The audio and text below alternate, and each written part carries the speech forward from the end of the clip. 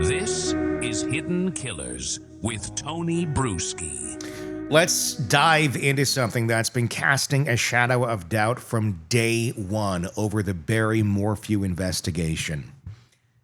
DNA evidence, specifically unidentified male DNA, found in Suzanne Morphew's car and on her bike helmet, discovered back during round one of this legal saga. Now, anytime there's DNA linked to convicted sex offenders, that throws up immediate red flags, especially in a high-stakes murder case like this. You can practically hear Barry's defense attorneys popping champagne when that piece of information surfaced. But before anyone declares victory or reasonable doubt, there's some circumstantial nuance that we have to unravel here. We're talking today with former FBI Special Agent Jennifer Coffindaffer, who has decades of experience cutting through investigative clutter.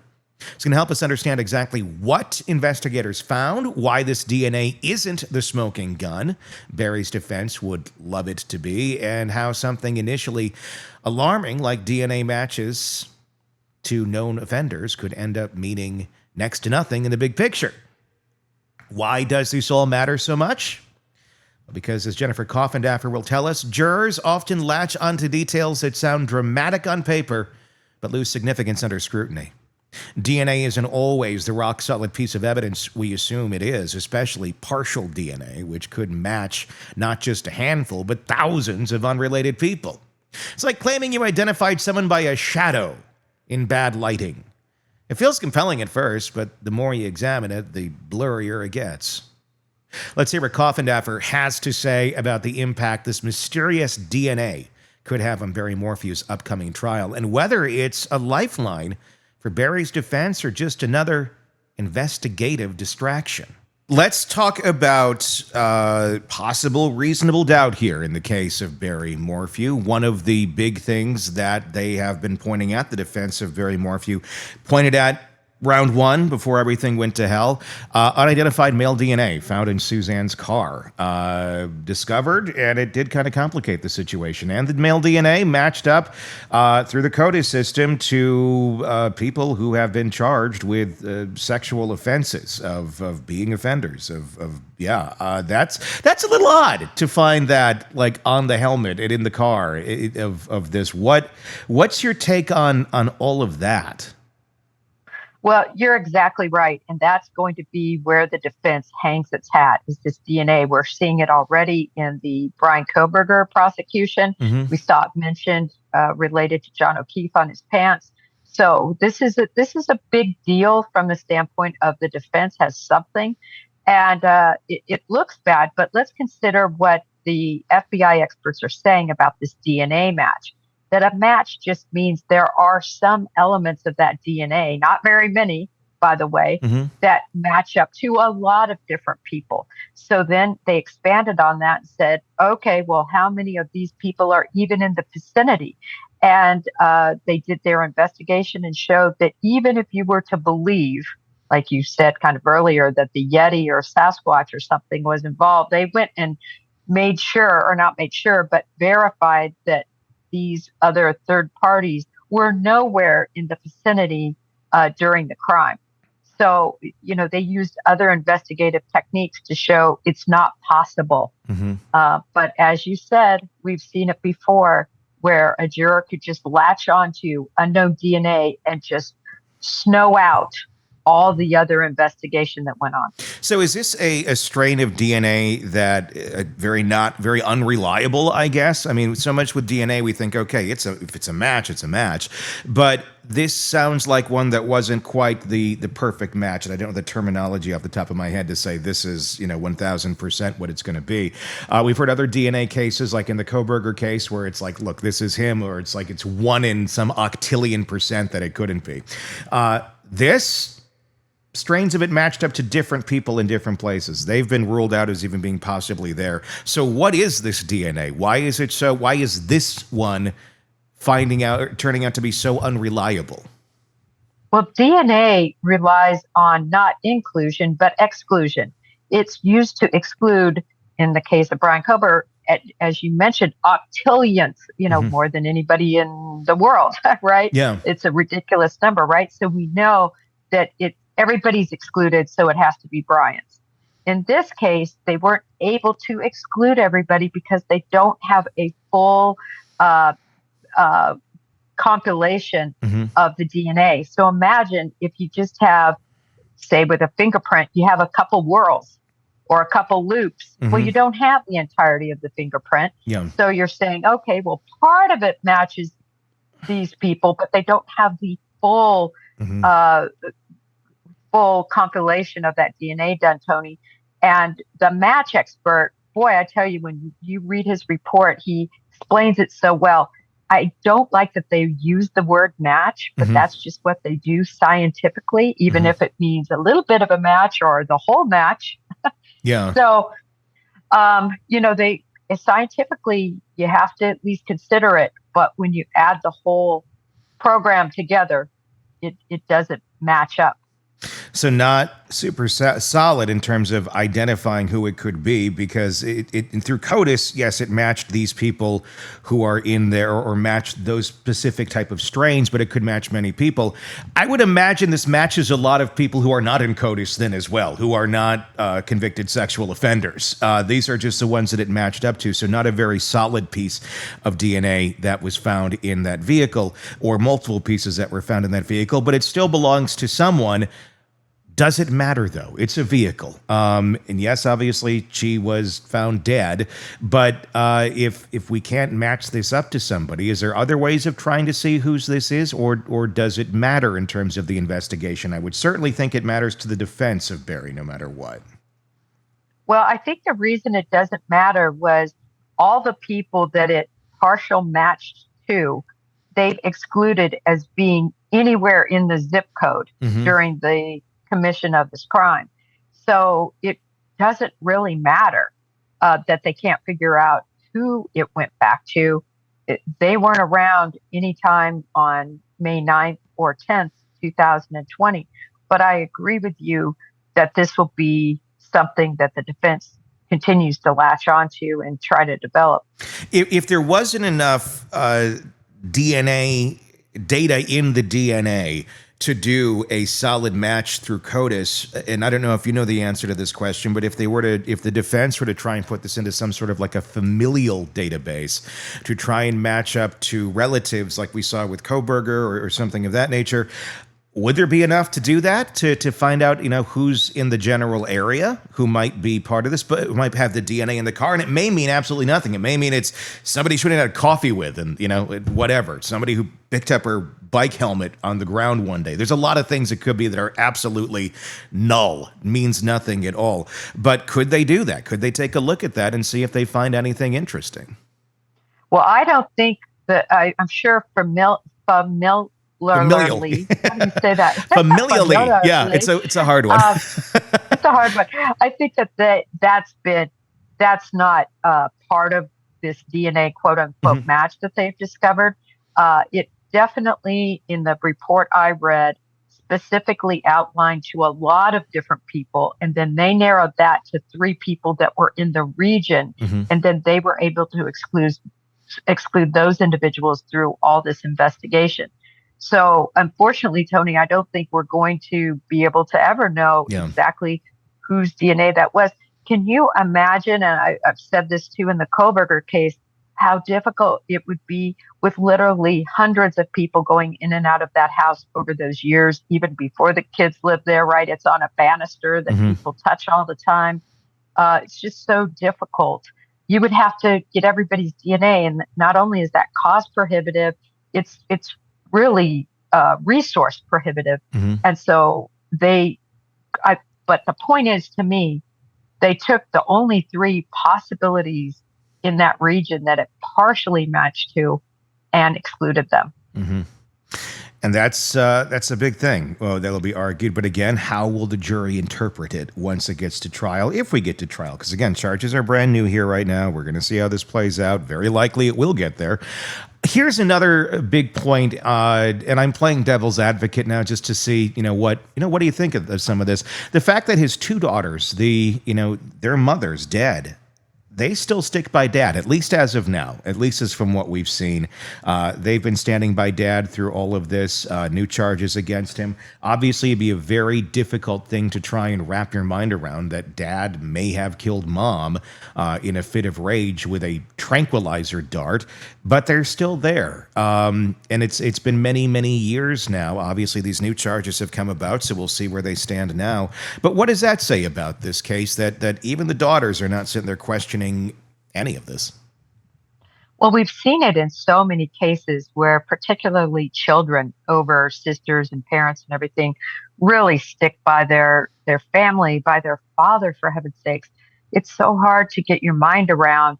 Not only do we not have our mother anymore, but our father could be responsible. I think it's something that no child would ever want to face or accept. And I don't know to the degree that they have sorted through that evidence, but my guess is who would ever want to do that as a child? So at least at this point, I think the children will continue to support him. I think the jury, if this goes to trial, which I think it will continue to, look at them. They'll be assessing him. They'll be assessing that his children are there. His children will likely testify on his behalf, even though they weren't there. To be clear, they didn't come until the 10th, and they said, "Oh my gosh, here we are for Mother's Day, and Mom's not here." Yeah, and which, as you pointed out earlier, another piece that doesn't make sense. It made sense to me that Barry wasn't there, but for those girls, why would the mom be gone? Like initially on Mother's Day, big red light, flashing light there. Yeah, rather bizarre. Another thing that kind of struck me about this, looking back on it, when all this broke just the other week, the fact that Barry filed that $15 million lawsuit alleging malicious prosecution, and it ended up being thrown out of court. But if you did this and they dropped the charges against you, and you have the gall to file a $15 million wrongful prosecution lawsuit, that's quite a ballsy move, to put it bluntly, if you did it. That to me struck me as a little bit odd the whole time. I would think if you have absolutely nothing to hide, go ahead, file your lawsuit. But I think that would open up the door to a lot more discovery and possibilities. I know it's been thrown out, but he had the wherewithal to file it at one point in time. Is that the work of a guilty person? Well, I think it's the work of somebody that is just continuing with the cover up and continuing with feigning innocence to his children and to everyone else, right? You don't want to be. Just think of all the individuals that think he murdered her based on the initial indictment and all the information that was disclosed in that complaint, all those details that we're seeing again in this indictment in part. So even though you might have had charges dismissed, you still have a community and individuals who read that, and certainly in social media, everybody thinking you still did it. You might be free, might not be charged, but everybody thinks you did it. So what's that saying, Tony? The best defense is a good offense, right? So I think that that's how he was playing his cards. I think his daughters could have possibly, we don't know, but family and friends saying, "Listen, they prosecuted you maliciously. You should go after them." And so I could see him saying, "You're right. I'm going to do it." And just playing the role. It doesn't surprise me. Yeah. Yeah, basically calling their bluff while you're bluffing. And that's quite the move. He does seem like a guy, from the little bit that we've seen, that he's got a strong personality, and I think he's going to make people believe what he wants them to believe, and it's probably worked out fairly well for most of his life. But this is going to be an interesting challenge here as this begins to roll on. I'm expecting we're going to hear probably he's going to plead not guilty. I don't know, he hasn't pled yet as of our recording, correct? This has happened on, I believe, Friday. It happened on Friday, and the first hearing, of course, is the extradition hearing. He waived extradition, meaning he said, "No problem, I'm going back to Colorado." Yep. And so he's there to face charges, so the transportation and so forth. But at arraignment, of course, he will plead not guilty. And, I think the fight's going to be on to the extent he has the money.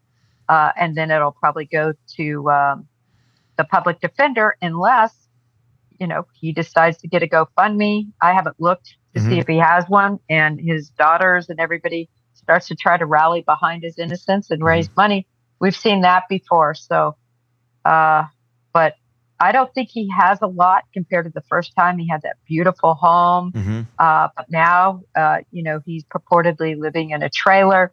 In fact, the owner of the trailer park was upset, calling everybody out. Listen, this isn't Barry Morphew's trailer park. This is mine. He's renting a trailer here. So lay off the discussion about my trailer park, which I found very interesting. So it leads me to wonder what his means are at this point. Yeah, that will play a big deal in this. Last time, I don't recall, what was the public perception on this? I mean, obviously, he's not a pretty woman from Massachusetts with a man named a Turtle backing him up.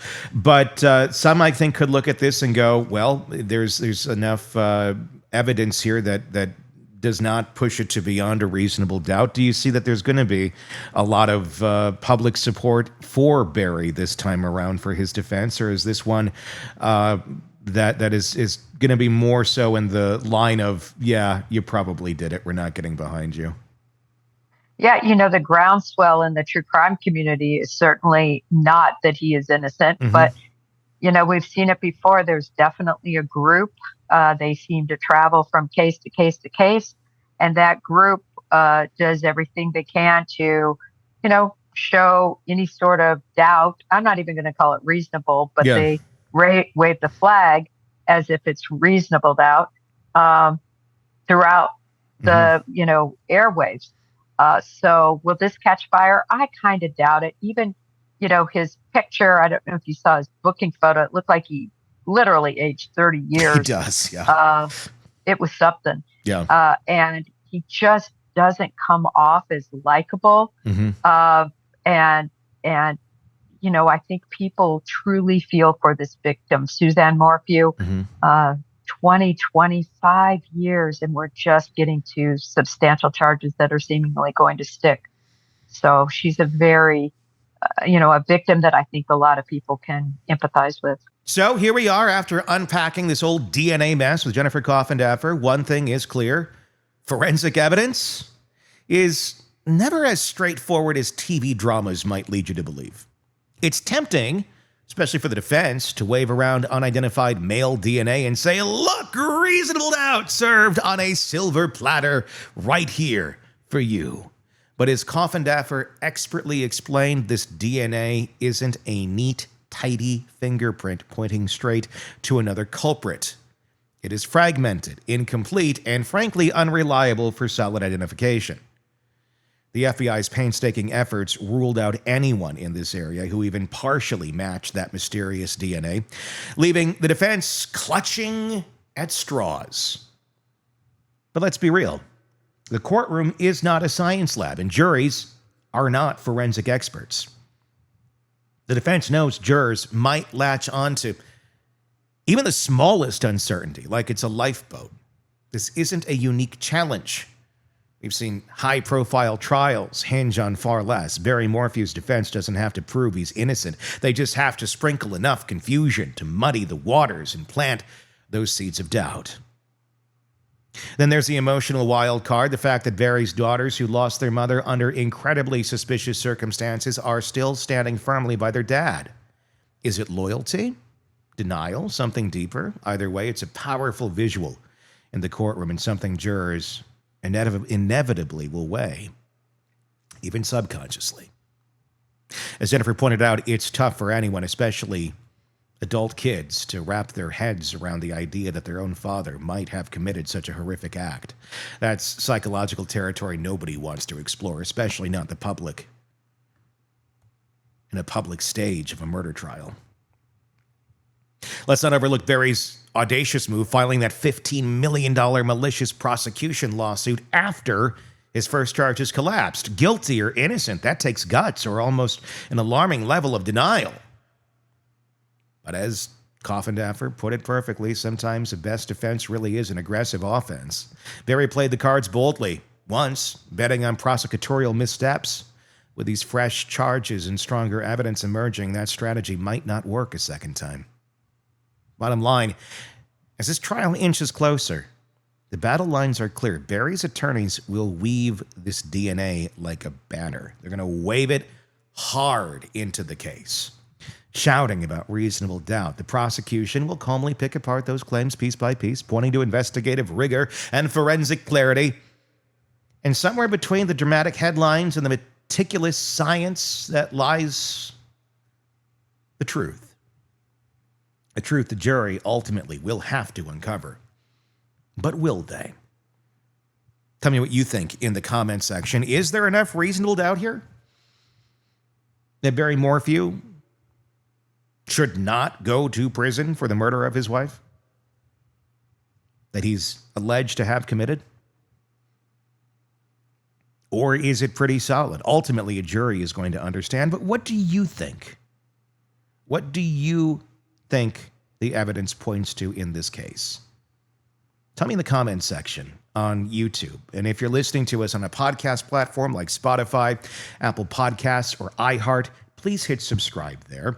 But then also, please do check out our YouTube channel. Just search Hidden Killers with Tony Bruschi. You can see us doing the show.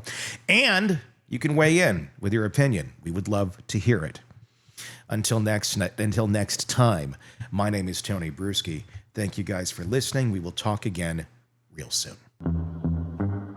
Want true crime coverage all day, every day? Press subscribe now to the Hidden Killers podcast and True Crime Today and get the latest cases delivered right to your feed.